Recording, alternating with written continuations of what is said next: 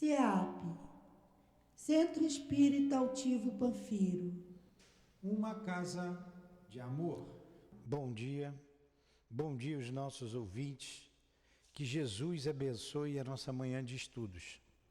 Vamos estudar agora o livro Memórias de um Suicida, da mediunidade da nossa irmã Ivone, pelo espírito Camilo Castelo Branco. Que Deus abençoe a nossa manhã de estudos. Vamos para a leitura do nosso Evangelho e em seguida daremos continuidade. Estamos no capítulo, estudando o capítulo 13, deixa eu ver aqui, do Memórias de um Suicida, é o capítulo 14, os primeiros ensaios. Vamos ler o Evangelho, capítulo 4. Ninguém pode ver o reino de Deus se não nascer de novo. Número 5. Ora, entre os fariseus havia um homem chamado Nicodemos, senador dos judeus, que veio à noite encontrar Jesus e lhe disse: Mestre, sabemos que tu viestes da parte de Deus para nos instruir como um doutor, visto que ninguém poderia fazer os milagres que fazes se Deus não estivesse com ele. Jesus lhe falou: em verdade te digo que ninguém pode ver o reino de Deus se não nascer de novo. Disse-lhe Nicodemos: como pode nascer um homem que já é velho? Ele pode tornar a entrar no ventre de sua mãe para nascer uma segunda vez? Jesus lhe respondeu: em verdade, te digo que, se um homem não renasce da água e do Espírito, ele não pode entrar no reino de Deus. O que nasceu da carne é carne, o que nasceu do Espírito é Espírito. Não te admires de que eu tenha dito que é preciso que nasça de novo. O Espírito sopra onde quer, e ouves a sua voz, mas tu não sabes de onde ele vem, nem para onde vai. O mesmo ocorre com todo homem que é nascido do Espírito. Nicodemos lhe perguntou: como isso pode acontecer? Jesus lhe disse: és mestre em Israel e ignoras essas coisas? Em verdade eu te digo que só dizemos o que sabemos e só damos testemunho do que vimos. E, no entanto, não aceitas o nosso testemunho. Mas se tu não crês quando te falo das coisas da terra, como acreditarás quando te falar das coisas do céu? João. Mestre Jesus, pedimos a tua ajuda e a tua proteção para os estudos desta manhã. Ainda pedimos as tuas bênçãos de amor, de luz e de esperança para todos os irmãos que aqui nos encontramos, encarnados e desencarnados. Permita ainda, Senhor, que venham os teus emissários, o nosso irmão altivo, diretor da nossa casa, que seja em nome dele, em nome dos guias que pertencem à coluna de espíritos que sustentam o SEAP, em nome da Dona Ivone, do Camilo, que escreveram a história que estamos estudando, e em teu nome os chamamos para o nosso auxílio. Que seja então em nome desses guias, de Leon Denis, de Allan Kardec, em nome do amor, do nosso amor, é que pedimos a devida permissão, Senhor, para iniciarmos os estudos da manhã de hoje. Que assim seja. Graças a Deus.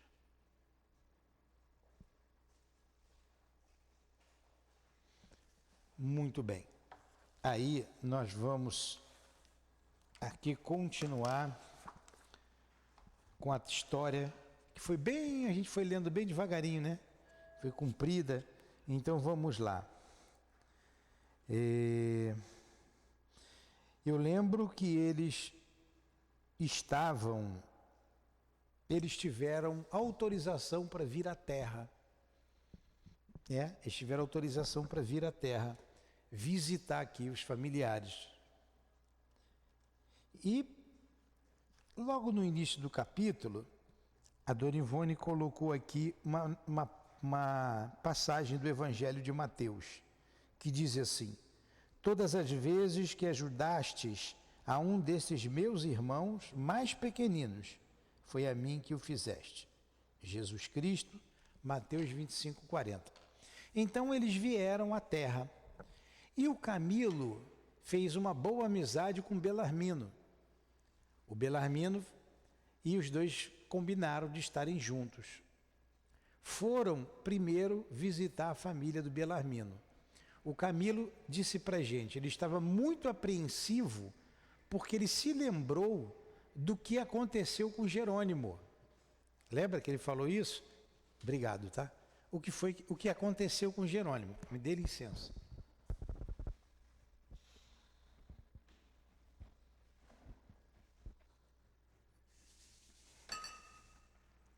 E eles foram visitar, então, o Belarmino. Foi com o Belarmino visitar a família do Belarmino.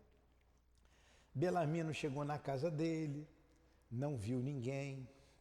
Ele perguntou pela mãezinha, foi no cemitério, viu o nome da mãezinha, orou de joelho, pediu pela mãezinha, e não apareceu.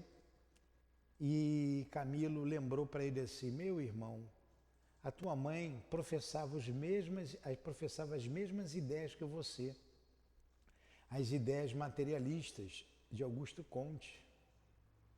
Então, é normal, é natural que ela, né, não esteja ainda, e a gente não sabe ainda o que aconteceu com a mãezinha, se ela se suicidou também. O que a gente sabe é que ela sofreu muito, né, pela partida do filho. Sabemos também que o pai professava as mesmas ideias. Muito bem. A noite chegou, eles queriam um abrigo, um lugar para ficar. Ah, minha memória está boa, hein? Eles queriam um abrigo. E pensaram em vários lugares. E, ao mesmo tempo, esses lugares eram rechaçados da cabeça deles porque não eram apropriados. Até que eles lembraram do Fernando de Lacerda. Lembram? O Fernando de Lacerda, o médium português, que auxiliou o filho do Jerônimo lá atrás.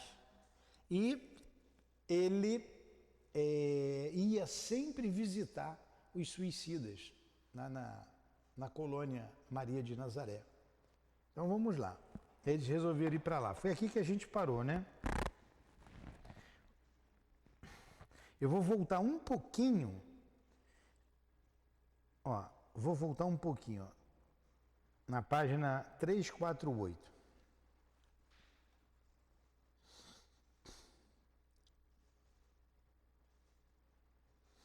Eles estavam em dúvidas para onde ir, aí falou assim, vou lá em cima na página 348. Sim, perguntemos ainda uma vez aos doutores Canalejas. Acharam aí?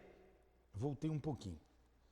Quantas vezes já o fiz, esquivando-se ambos a respostas decisivas? Mas onde os encontraremos agora? Não deixaram endereços. Esperemos então até encontrá-los. Sejamos pacientes, amigo de Queiroz e Souza. Amigo de Queiroz e Souza era o Belarmino de Queiroz e Souza. Em 16 anos de desgraças surpreendentes, creio que aprendi rudimentos da sublime virtude denominada paciência. Todavia, Camilo amigo, preferia não ter voltado a Portugal. Sinto-me intranquilo e triste. Não obstante, sentíamos fadiga e queríamos descansar. Onde, porém, achar abrigo? O decoro, o respeito ao domicílio alheio inibia-nos buscar hospedagem em casas estranhas. Quanto aos velhos amigos, não nos podendo perceber, tornavam-se ainda mais respeitáveis para nós, por não desejarmos participar de sua intimidade como intrusos ou indiscretos. Habituados à disciplina confortativa do Instituto, éramos premidos pela saudade do suave aconchego que continuávamos a transitar pelas ruas da cidade.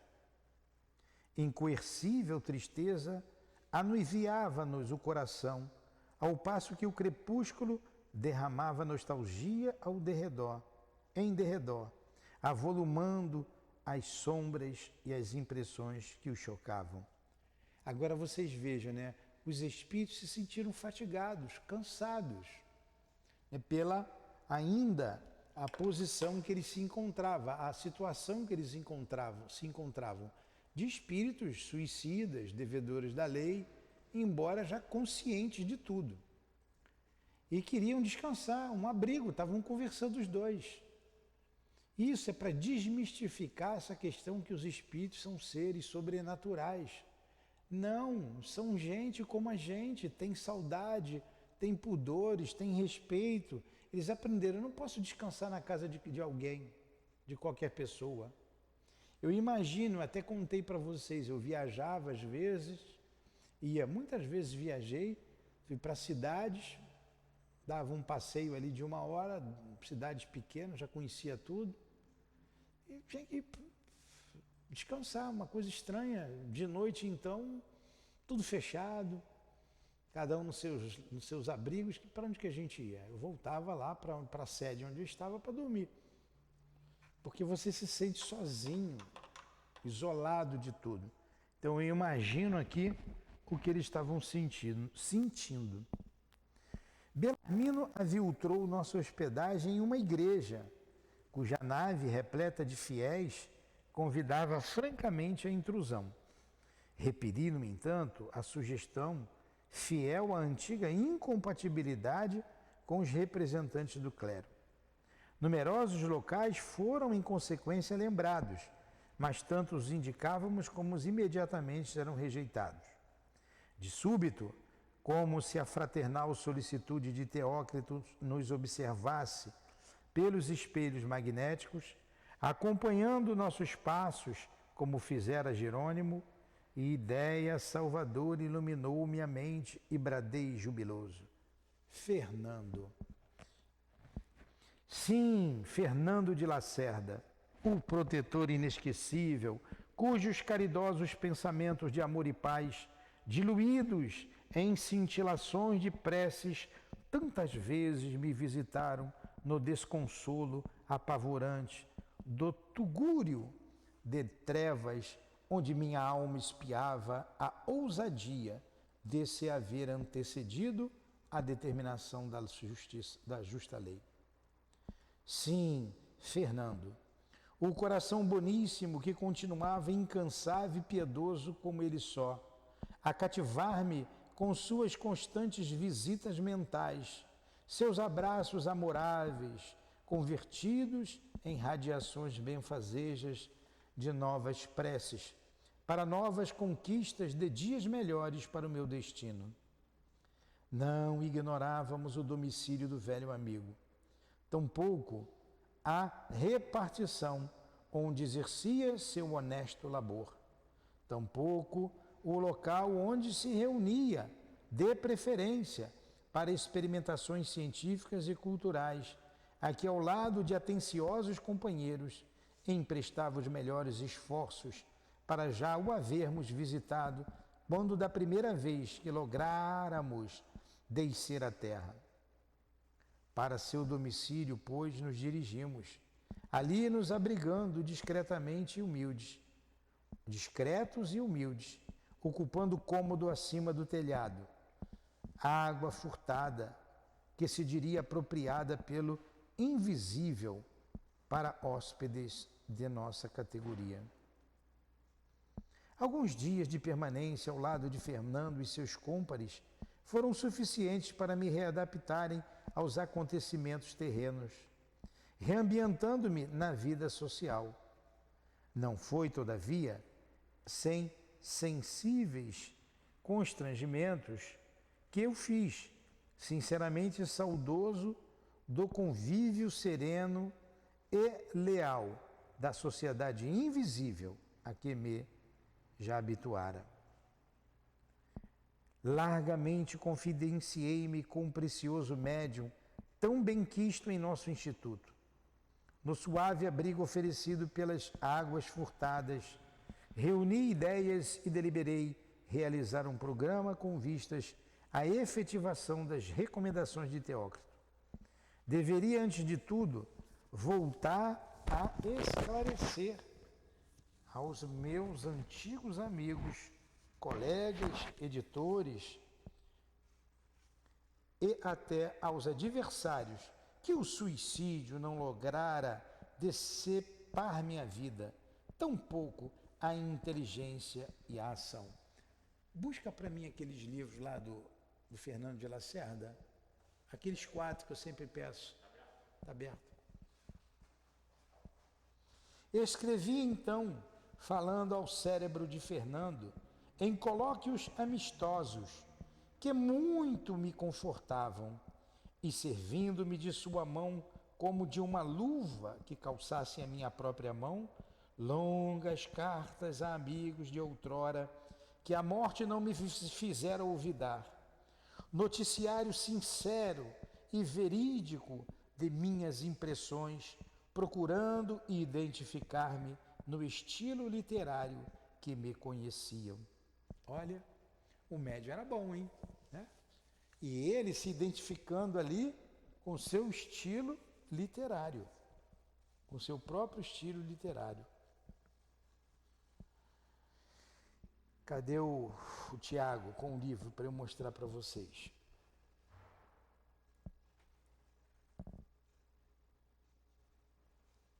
Mas vamos lá.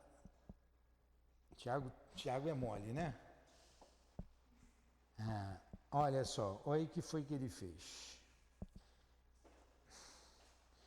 Escrevi falando ao cérebro de Fernando em colóquios amistosos que muito me confortavam e servindo-me de sua mão como de uma luva que calçasse a minha própria mão, longas cartas a amigos de outrora que a morte me não fizera olvidar.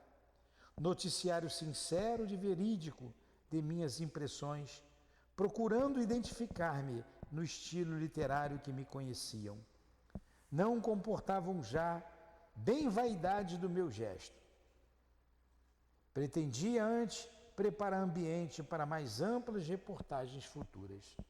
E aqui eu comprei num sebo esses livros aqui, ó. Uma mensagem interessantíssima. No País da Luz, ó. Número 1, número 2, número 3, Fernando de Lacerda. E o número 4. Então, uma dessas cartas aqui, eu vou pegar aqui ao acaso, não vou ler toda porque elas são longas, mas muito interessante. Olha aqui, vou pegar a de número 2. Vou ler um pedacinho aqui, exatamente do que ele está falando aqui no Memória de um Suicida. Aí está aqui, no País da Luz, Fernando de Lacerda. Aí uma dessas cartas estão aqui, vou ler uma delas. Camilo Castelo Branco, 28 de outubro de 1906. Ó, se vão aí 100 e poucos anos, né? Ao Silva Pinto. Ele vai escrever ao seu amigo Silva Pinto. Silva Pinto também era escritor, não era? Olha só, vamos botar aqui, ó. Quem foi Silva Pinto? Antônio José da Silva Pinto, também conhecido como Silva Pinto, foi um escritor português, crítico literário, ensaísta, dramaturgo e romancista de estética e naturalista. Amigo de Cesário Verde, foi também um dos principais doutrinadores do realismo naturalismo. Nasceu em 1848 e morreu em 1911. Está aqui o Silva Pinto. Eu queria saber como ele morreu, mas ele não se suicidou não, né? Deixa eu ver se aparece aqui.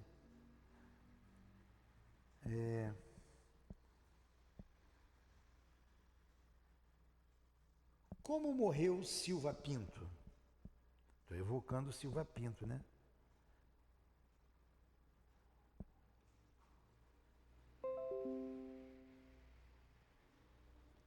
apareceu um monte de Silva Pinto, menos o que eu quero.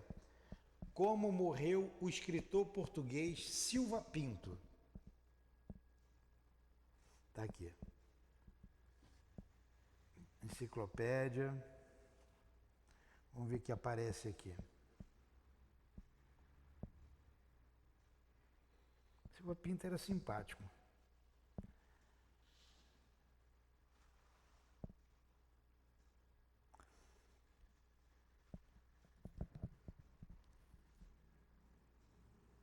Aqui não está como ele morreu, não. Mas deve estar por aí. Mas vamos lá. Olha o que ele escreve ao Silva Pinto. Depois vocês vejam como esse escritor morreu. Mas não foi suicídio, não.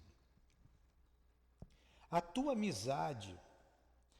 eu estou lendo aqui o livro do País da Luz. De Fernando de Lacerda, tá? O volume 1. Vou ler um pedaço dessa carta que o Camilo escreveu ao Silva Pinto. O que ele se referiu aqui no livro Memória de um Suicida. A tua amizade, a tua saudade, a tua lembrança são elos que ainda me prendem ao mundo. São dos poucos que me recordam raros momentos de felicidade na terra, se na terra há coisa que possa chamar felicidade. A minha vida depois da morte, que estranha heresia te parecerá isto? Né? A falta de senso, um contrassenso, né? Tem sido a coroação da vida de sofrimento e de martírio que nesse mundo de lama e pus levei. Com a minha passagem, consegui a certeza da torturante expectativa que dominou toda a minha existência aí. Haveria Deus? Existiria alma? Sofri ou continuei a sofrer tanto e tão intensa, tão condensadamente, que, conquanto não pudesse duvidar da persistência da vida, cheguei a descrer da existência de Deus. Eu vou ler mais um pedacinho. Fatos que não é oportuno narrar agora trouxeram-me a consoladora certeza de que Ele existia e de que não desconhecia a minha torturada existência daí e daqui. E então, meu velho, meu querido amigo, alma gêmea da minha na amargura, tive a certeza de que a vida na terra seria a antecâmara da felicidade se soubéssemos aproveitá-la. E aí ele continua escrevendo ao Silva Pinto, é uma grande missiva, uma carta que ele escreve. E ele escreve várias outras cartas a outros amigos, várias cartas ao Silva Pinto, como escreve a muitos outros amigos. Por exemplo, deixa eu ver aqui no índice.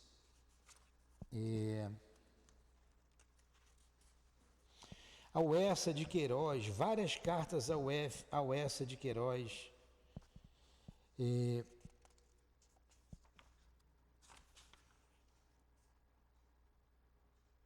Ao próprio Camilo, ele escreveu para o próprio Camilo várias vezes. Ele escreveu muito para o Essa de Queiroz e para o Camilo e para o Silva Pinto. Várias cartas. É o que ele está dizendo aqui no Memória de um Suicida. Ele procurou então, e o Silva Pinto tinha vontade de morrer. Ele nessa carta vai estimular ele a viver, vai dizer, olha, eu não encontrei a vida, eu não encontrei a morte, eu sofri muito, a vida continua. Ele vai dizer ao Silva Pinto a respeito da vida no além-túmulo. E pelo teor da carta, tudo indica que o Silva Pinto estava também com vontade de suicidar-se. Por isso que eu fui ver ali como ele morreu, tá? Mas vamos lá. Se você achar aí, ô Diego, me fala. Meu intento, voltamos aqui ao livro Memória de um Suicida. Meu intento era avisá-los, antes de mais nada, de que eu continuava vivo, bem vivo e pensante, não obstante a tragédia inconcebível que o túmulo ocultara aos débeis olhos humanos. Meu desejo era revelar-me àquela mesma sociedade que me conhecera, rejubilá-la com as alvíceras de que, como eu, também ela era imortal. Preveni-la, enfim, conscienciosamente, dos perigos existentes atrás das sombrias ciladas forjadas pelo monstro suicídio. E é por isso que nós estamos aqui divulgando para o mundo inteiro. Sei que são poucos os ouvintes, poucos nos ouvem, mas que esses poucos têm uma certeza de que a vida continua e que jamais tente o suicídio, esse monstro que traz sombrias ciladas, como disse o nosso irmão aqui, o Camilo.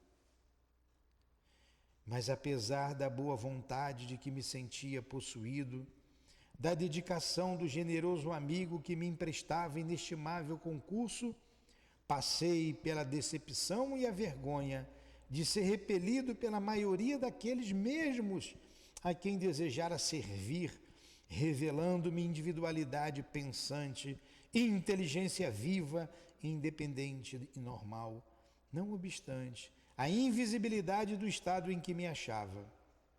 Sem o desejar, grandes desgostos atraí para o pobre Fernando, a quem antes eu quisera respeitado e honrado em virtude do magnífico dom que trazia, tal o de transmitir facilmente o pensamento das almas defuntas.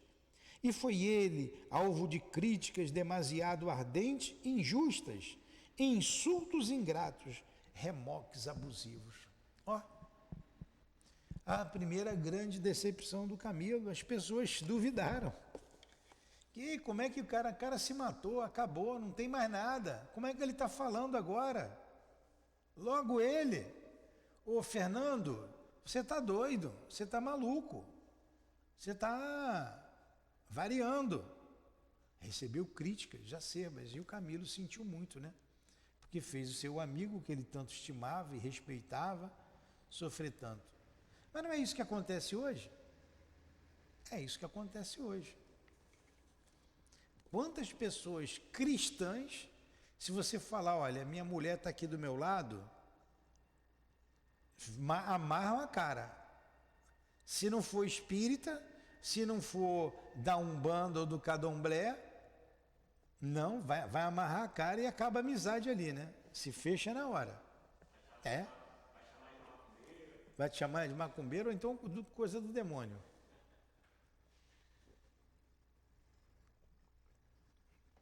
Inadvertidamente, eu falei ontem para uma mocinha, ela mudou o assunto, só ficou comigo porque eu estava comprando na loja dela.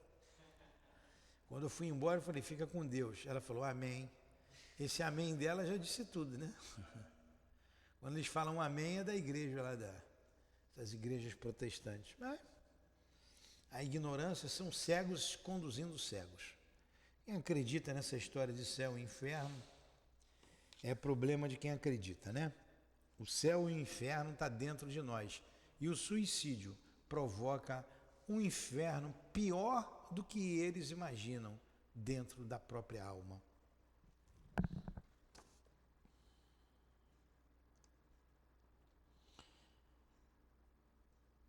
Aqui, desapontei-me, aqui que eu estou. Desapontei-me contrariado. Não era possível a minha boa vontade o defender o nobre amigo, visto que me não desejavam ouvir. De nada valiam tantos e tão interessantes noticiários que trazia eu das minhas bandas nevadas do além, a fim de surpreender antigos competidores na literatura. Tantos e tão impressionantes dramas e narrativas com que enriquecer outros editores que necessariamente me reconheceriam por meio da linguagem que lhe foram habitual. Via-me forçado a calar, porque bem poucos eram os que me aceitavam à volta. Se decepcionou, né? Se decepcionou. Coitado do Camilo. São várias mensagens aqui. Deixa eu ver se eu acho uma outra mensagem aqui. Vou aqui no número 3. Olha, eu comprei por R$4 aqui. Esse livro, ó, estava num sebo.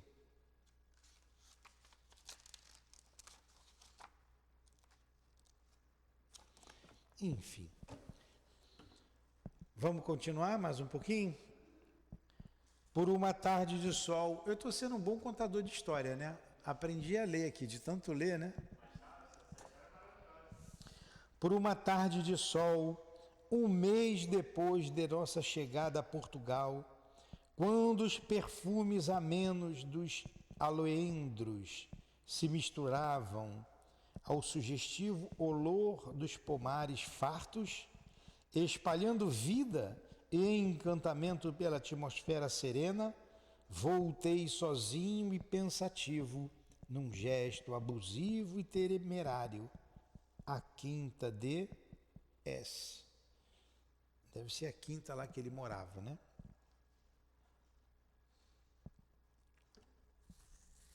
Recordações doridas, erguiam-se mais duendes, erguiam-se quais duendes obsessores a cada palmilhar pela estrada alfombrada e tépida. E o passado impunha-se pouco a pouco, sacudindo de minhas lembranças cinzas do esquecimento, que os dulcíssimos favores celestes haviam espargido sobre minhas dores, assim aviventando-as para novamente me cruciarem o coração. Afigurou-se-me desguarnecido velho casarão, um dos solitários compartimentos foram por mim visitados sob o cáustico mental de recalcitrantes ansiedades. Sombras de odiosas amarguras incendiam sobre meu raciocínio, compelindo-o para trás a cada ressurgimento das lembranças que estabeleciam estranha retrospecção da vida que tão fértil me fora em episódios adversos decepcionantes. Panorama autêntico do que havia sido meu viver, com lutas e responsabilidades imanentes em cada dia, desenvolveu-se milagrosamente em minha consciência, superexcitada pelo fenômeno da introspecção voluntária, obrigando-me à subserviência de outra vez sentir, sofrer e reviver integralmente o que para trás me pungira, calcando minha alma. E suores de agonia. Então, quando você lembra do passado, você vivencia o passado. Você está no passado. Pensando no passado, você está lá. E se for uma coisa que te causou dor, você sofre novamente. É o que está acontecendo aqui com o Camilo, não é?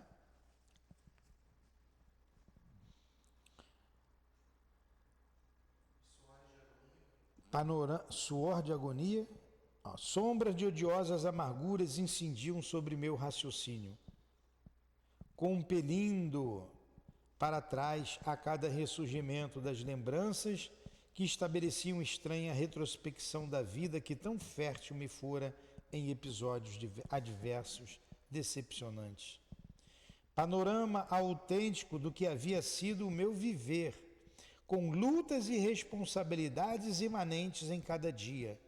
Desenvolveu-se milagrosamente em minha consciência superexcitada pelo fenômeno da introspecção voluntária, obrigando-me à subserviência de outra vez sentir, sofrer e reviver integralmente o que para trás me pungira, calcando minha alma.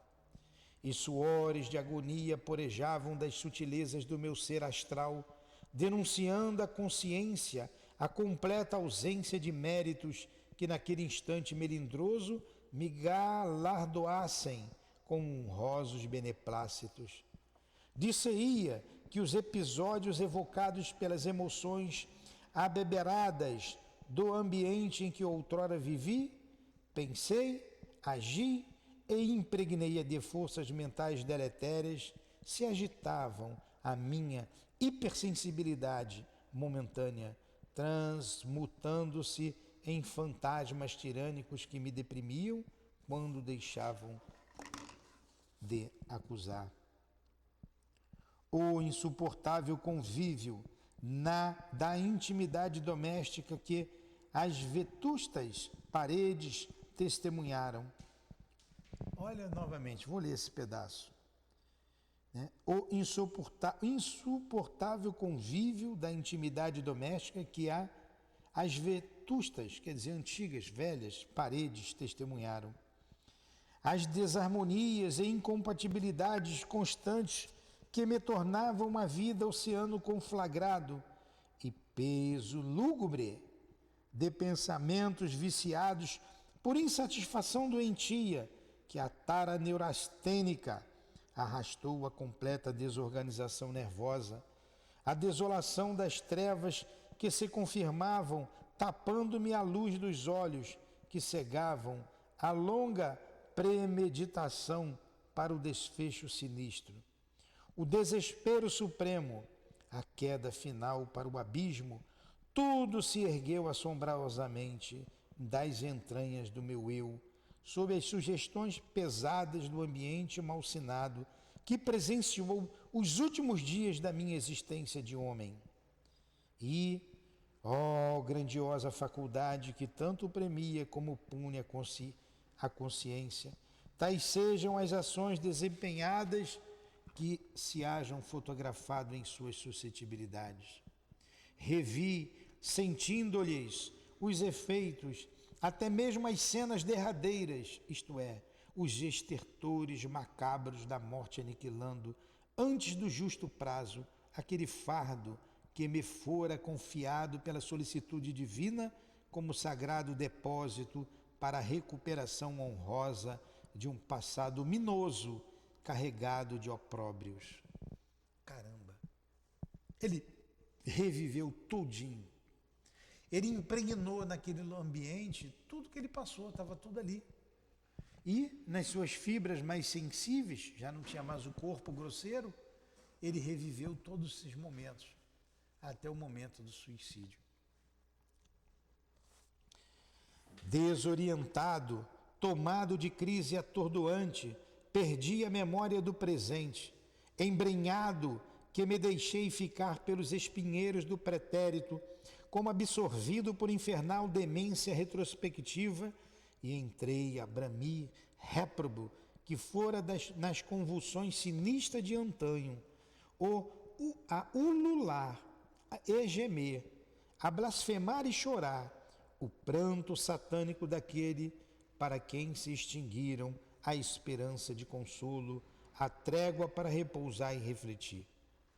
E quem porventura ali ainda residisse, ou pelos arredores passasse então, e pudesse dilatar os dons psíquicos, percebendo a tragédia por mim rememorada, afirmaria que 16 anos depois de minha morte, ali me pressentira ainda, entre gemidos e atroamentos de incontidas dores.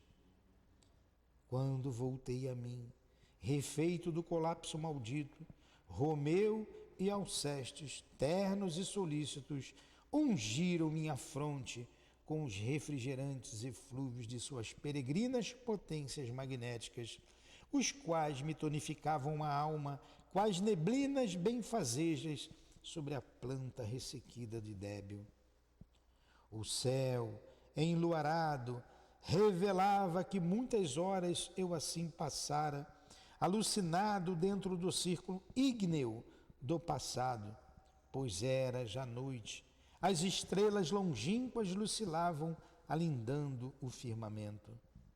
Vi-me em repouso, sob o frescor dos arvoredos perfumosos, E os velhos ramados do vinhedo próximo disseram-me que me encontrava ainda na quinta.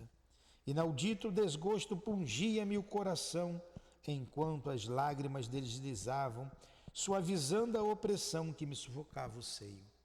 Agora vocês vejam, 16 anos depois, ele vivencia todas essas dores novamente. Quanta dor, quanta tristeza. Roguei aos eminentes guias que, por mercê especial, me reconduzissem ao pavilhão indiano, onde me consideraria seguro, acoberto de qualquer cilada da mente entrechocada pelos passados despautérios. Portugal, com suas recordações amaríssimas, Lisboa, o velho Porto, a terra, enfim, tudo enoitava meu espírito, predispondo à extração de sombras e sofrimentos que eu precisava esquecer. Mas não fui atendido em benefício de minha própria reabilitação moral, asseverando-me os nobres mentores que algo eu deveria realizar naqueles mesmos ambientes, como testemunho das capacidades de renunciação e desprendimento adquiridas para incursões novas nos planos espirituais, os quais nem eu, nem tampouco meus cômpares havíamos verdadeiramente atingido até então, não obstante a repugnância infligida pelas atormentadoras recordações locais. Comovido até as lágrimas, emiti então uma ardente súplica, intimado diante das pesadas responsabilidades que me sobrecarregavam. Nobres e queridos mentores, indicai-me então o que seja lícito em tentar a fim de mitigar as torturas morais que me intoxicam as energias, depauperando-me a vontade. As lembranças revivecidas, o ambiente, as desilusões, o ouvido sentimental a que lançaram minha memória aqueles que mais confiei, são de sabores que me excruciam dolorosamente o coração, superexcitando-me a sensibilidade a um grau desolador. Que eu saiba agir com acerto, algo praticar de meritório bastante honroso para me permitir refrigério e consolo eficiente. Aconselhai-me. Então ele fez uma prece, pedindo, aos benfeitores ajuda. Quanta dor. Não tem jeito, eu tenho que ler. Não tem nem o que explicar, Nem o que explicar. O que faz a consciência culpada. Nunca, jamais pensar no suicídio. Nunca. A morte, repete aí para mim, a morte não existe. Não existe a morte. É um logro. Falamos semana passada aqui, antes de continuar. Em todos os casos, Sandra? Todos. Há o arrependimento, primeiro a decepção, arrependimento, saudade dos que ficaram, acrescentado da dor do suicídio, a revolta contra a lei de Deus. Todos eles. Muitos sentem vergonha. Também todos sentem vergonha. Todos sentem vergonha. Porque quando você sai e vê a vida, você tem uma visão ampla.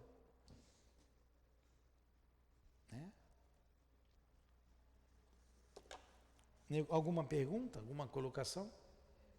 E você, a primeira vez que vem? Nessa casa, sim. Ah, tá. Então seja bem-vinda. Nós estamos estudando aqui o Memórias de um Suicida. Faltam 10 minutinhos para a gente terminar.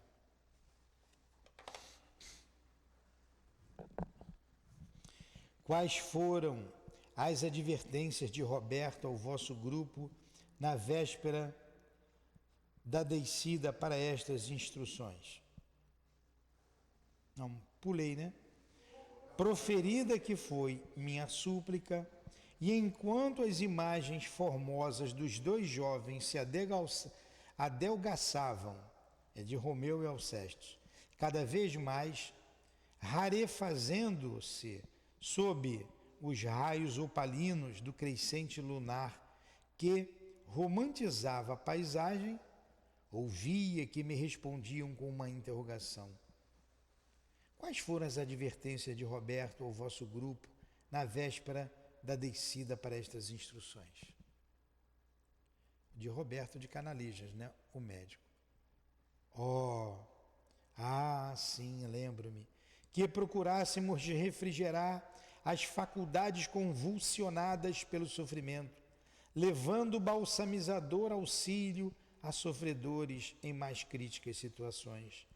E nos reanimássemos com contato dos bons, sinceros e amigos, cujos corações, iluminados pelas refulgências de lídimas virtudes, fossem fortes bastante para aquecer-nos o frio do desânimo, indicando-nos os passos para os roteiros prometedores.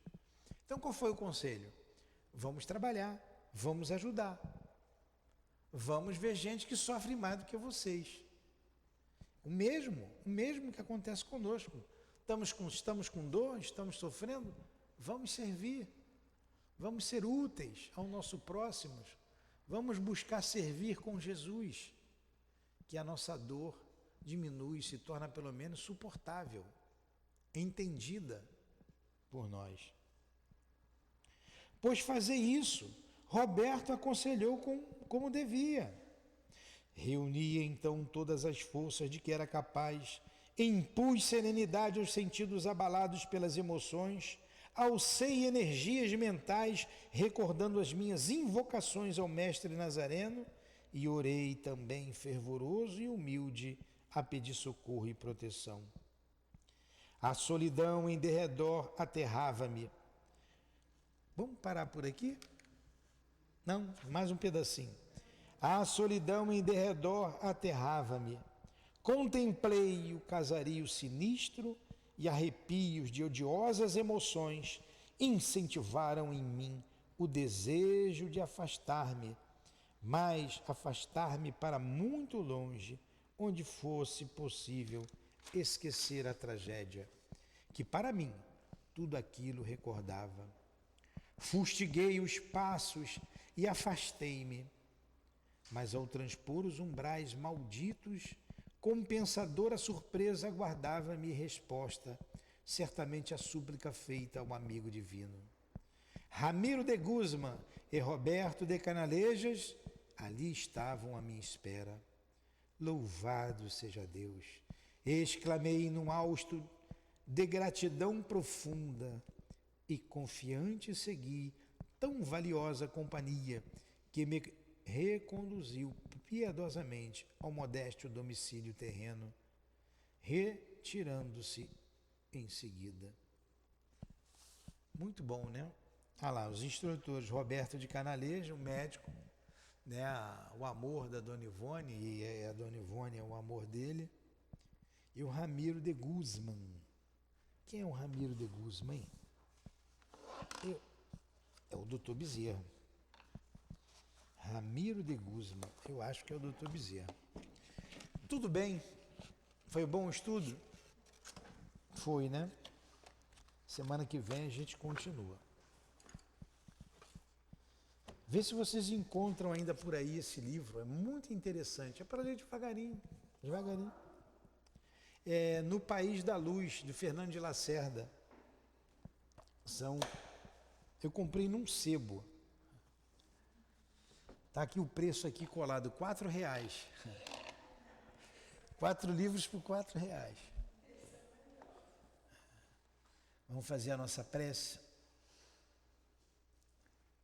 Te agradecemos, Jesus, pela oportunidade do estudo, pela oportunidade do convívio com esses espíritos amorosos que valorizam tanto a vida, pois passaram por dores acerbas através do suicídio. O nosso irmão Camilo, a nossa irmã Ivone, obrigado pelo amor de vocês, pelo carinho de vocês, pelo esforço, pelo trabalho que hoje esclarece para mantermos-nos firmes nos propósitos do progresso que todos estamos inseridos. Muito obrigado.